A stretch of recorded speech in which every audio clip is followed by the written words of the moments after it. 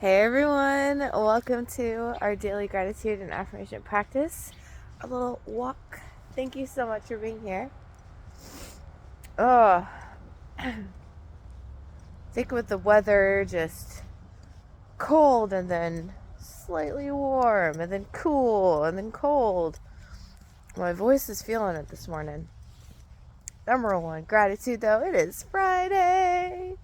Oh, we made it. Super excited. That will be my number one gratitude. It is Friday. So, number two gratitude. I'm grateful I had some leftovers. I finished those off last night. We are officially back to the diet. The only thing I have left to eat today is the last of, actually number three. Those pumpkin pancakes are pretty freaking good. Grateful for the pumpkin pancakes. And also grateful I have a few bagels left, but other than that, that's it. No mas. My body's ready to get back to it though. Number four. Yesterday, I ended up watching the first episode of Squid Games, season 2. I have to admit, sometimes I just can't stomach the show, but I think the way that the show is filmed and the premise of the storyline is super intriguing. And it deals a lot with like human psychology, which is something that I obviously have a passion for. Do we have any deer? No. Alright, we'll see if we can find them for you guys. But it was a decent start to an episode. Number 4. 4 for the day. 4 for the day is gonna be... So, I didn't get January and February finished yesterday. Or March and April. But what I did is I got all of the gratitude affirmations cleaned up. I need to pick which ones I'm doing for a couple of the months. But I'm going to continue working on that today. I should have enough at this point to create the visuals. So I haven't decided whether I'm doing visuals today or writing the captions. Either way, something's going to get done, and that's my big goal of the day. Number 5. The reason I didn't get as much done is because I actually did a podcast episode with John yesterday. So I'm going to have that up for you guys today. And I was so tired last night. Number 6, grateful that I'm making it a point to go to bed early. And it just, it's been so dark and I sleep better. But that means that I also get tired earlier. The outside really messes with you when it gets dark at like 5 o'clock. And by the time 7 rolls around, you're like, I've been up for 2 hours too much. Alright, do we have anyone here? No. I forgot what number we were on. I think number 6 was sleep, but 7 for the day. Yesterday was a peaceful day. I have to say. Peaceful day. And with how overcast it is, I'm greatly enjoying the day already. It's a day where you get snuggled up in blankets. We're going to sit for a second. And man, no creatures are stirring. But I'm grateful for another peaceful day. I also am excited. I have my Reiki session today. It's interesting, like every week that I have a Reiki session, I usually think about what the theme is going to be. So I know what the theme is for this session, and I'm just excited to see what happens. And that'll kind of lead into the message of the day for today. Number 8. I'm also excited because tomorrow I gave a blanket. It was a pretty thick blanket that I used for work, and it was just coming undone. The border of the blanket had separated in many places, and I really like it because someone gave it to me. So took that to the tailor's, and then I also had 2 coats. Both of them I needed to size down, but then additionally, one of them I was getting kind of extremely tailored. I was cutting off a bunch of the length of it and then just making it a little bit more stylish. So I'm excited to get those back and wear them. Mainly also for the blanket too. My house has been cold. I've been wearing what you guys see, minus my outer jacket, to work. The hat especially, people love the pom-pom hat because I've just been cold. So, and the one thing that I don't really have in my closet, which I need to get, and I have a gift card to Old Navy, so I need to figure out where I threw that. But anyways, I could probably get a sweatshirt from them, but I don't have any like thick, cozy sweatshirts. So that is my gratitude. What are we on now? 7 was Reiki. 8 was getting things back from the tailors. 9. 9 for the day. I'm grateful that I'm back into some of my established practices, walking twice daily. Oh, I talked to my aunt yesterday. It was a brief conversation, but it was a decent one. Told her about a couple of dreams I had. It's so funny when her and I come to the same conclusion. So I was updating her with that. I'll probably call her again today around the Reiki session. It was a good conversation as always. And then 10 for the day. 10 for the day is going to be...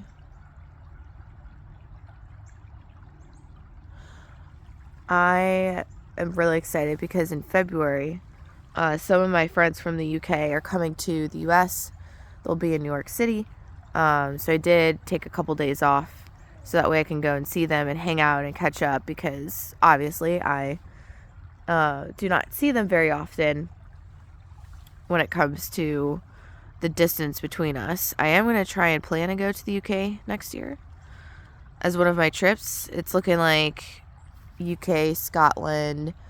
I want to try and do Norway or Finland with some friends, and then Japan.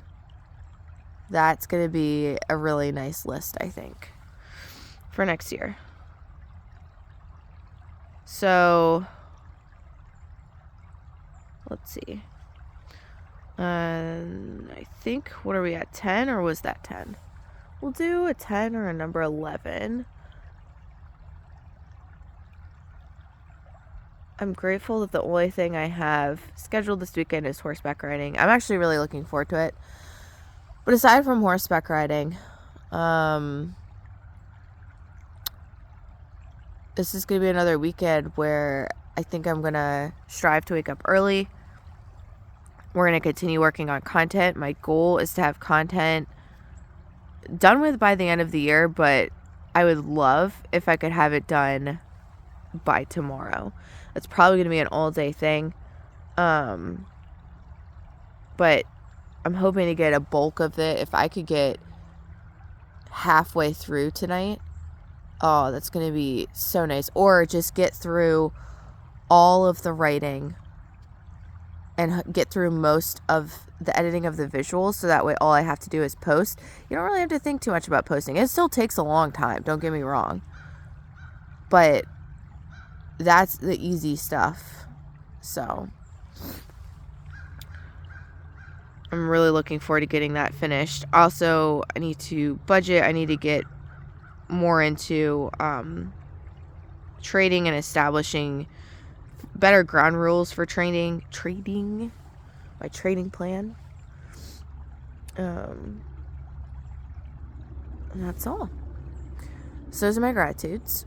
Now, let's get up, because my butt is really cold sitting on that rock.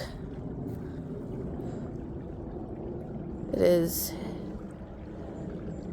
kind of crispy out this morning. Ooh. Okay. So this is actually specific to one of you had made a very thoughtful message on one of the videos just around, one of your life experiences and, going through breaking up with somebody that, you thought was like the one. I can definitely relate to that. And so I just want to expand on my response to that, because I think this could be helpful for other people as well. And this advice isn't necessarily specific to breakups, but the amount of energy in a breakup. Because remember, I keep saying this, and the more I say it, the more I'm just like affirming to myself it's like really true. Death energy is the most powerful energy, most powerful transformational energy. No matter what you might feel around that death, there is just this potency to the situations, energetically.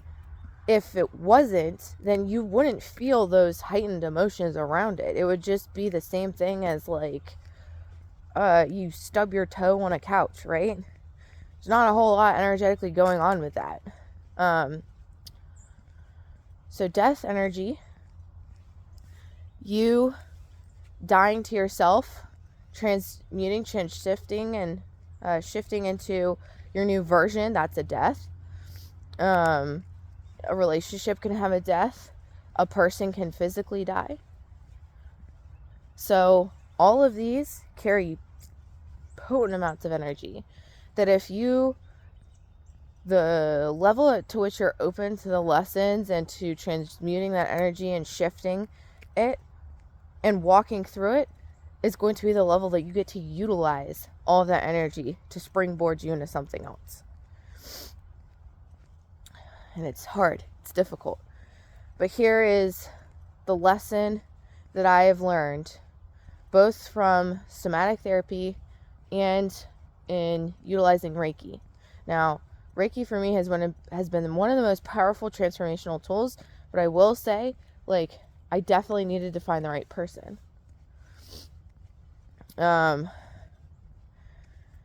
Just because of the amount of energy that I move and shift through in sessions and the amount that I'm open to it.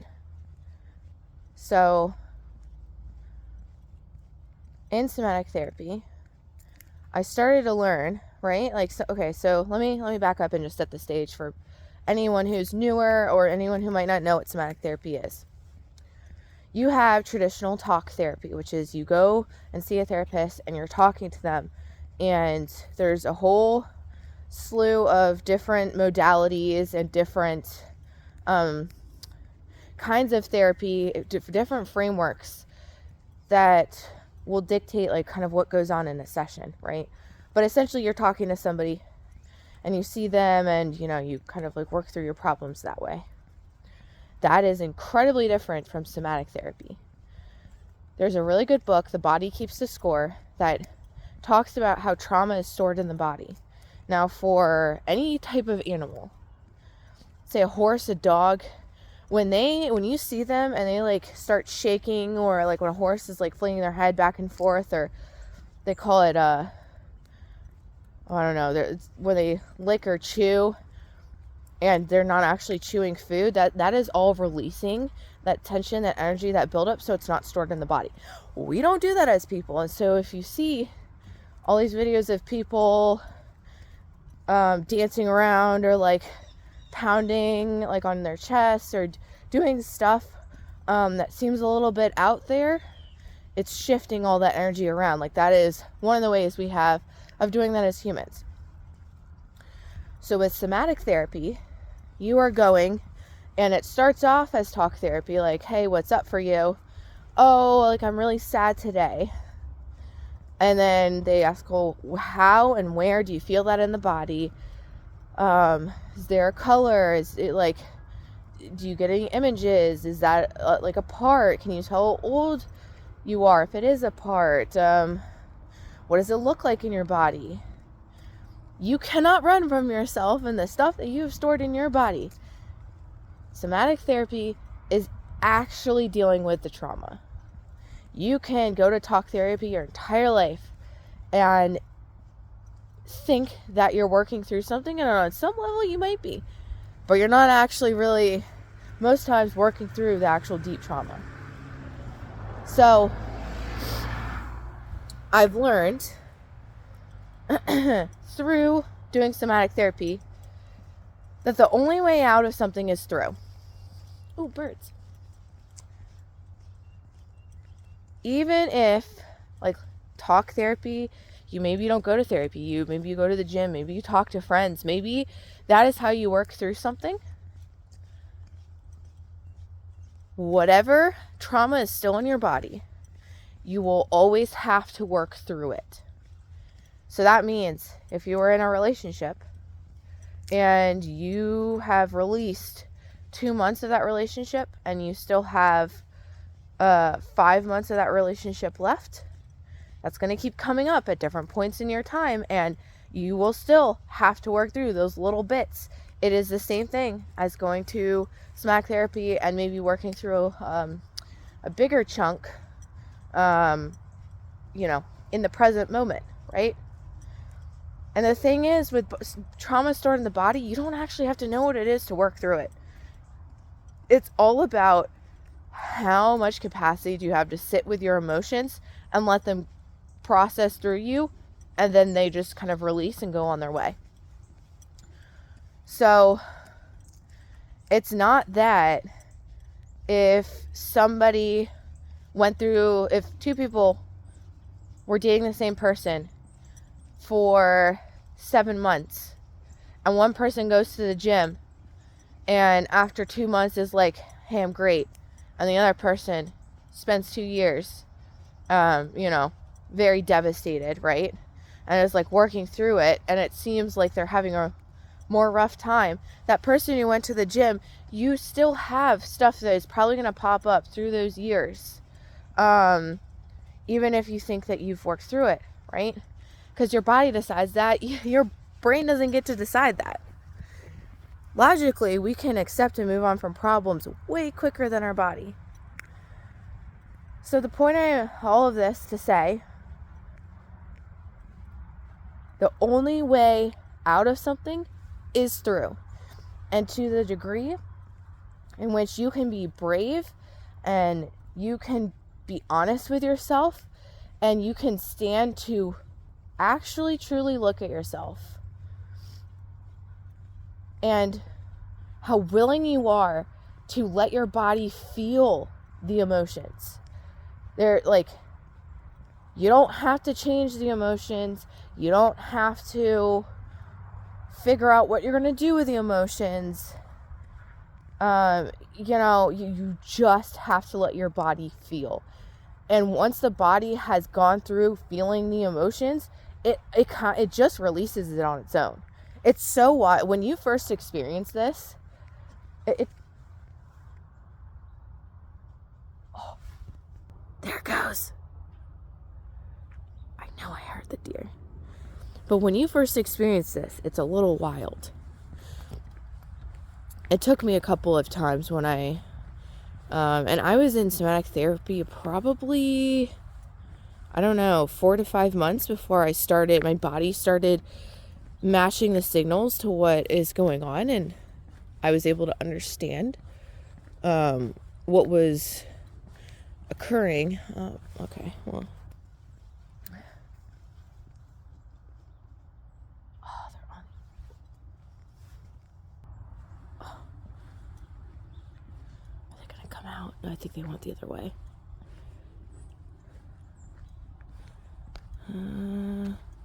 You see right here is about like where it ran through, but it was like they're all like over here. There you go. Too many woods. Oh, they're literally standing right there. Haha. You think you can hide from me? Boom. Oh. I have to say, that one's pretty good about just chilling there, though.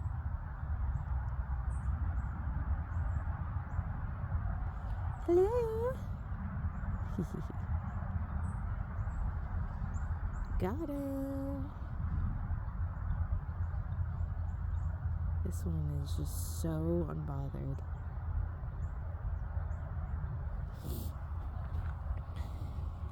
So, all energy wants to do is move through your body. It doesn't care what emotion, what label you've slapped on it. It's energy that's stuck, and it's tightening and tightening and tightening, and it just wants to go. And sometimes, if it's been tightened a long time, it is going to take a little bit for it to release and move.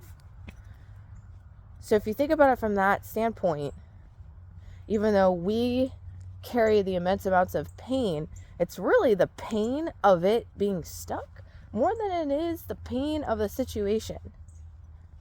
Because if it was truly the pain of the situation, the situations would carry that same energy until the end of time. So, again, to the degree in which you can be brave and sit with yourself and let things course through you, that is the degree. That is almost one of the strongest determining factors of how much or how quickly you are going to heal and process and move on. So, I've let myself. I went through some very, very dark points the second half of this year that I didn't think I would really be able to get through. There's similar points to that I experienced when I was younger, but to sit in them, I've done somatic therapy enough to know that you don't really need to do anything else. And that state where you're just completely overwhelmed and you feel kind of helpless, it's actually okay. It's okay. You're going to get through it. But allow those emotions.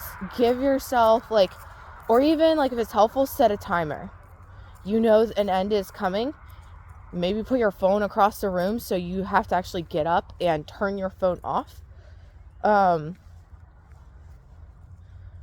But no matter what emotion you're feeling, fear, depression, darkness, pain, heartbreak, whatever, you sit with that long enough and just don't have any expectations except for just sitting with it and letting it do its thing. And let me tell you, there were a lot of cry sessions this year. A lot of cry sessions. But the other thing that I have learned, I fully allow myself to feel to the depth that I need to have that cry. Because if I don't, it's just pausing my own healing at that point. And crying is also transformational. It gets stuff out. If you look it up, someone did a study on different tears, and depending on the emotion that the person was feeling when they were crying, determined the crystalline shape of the tears.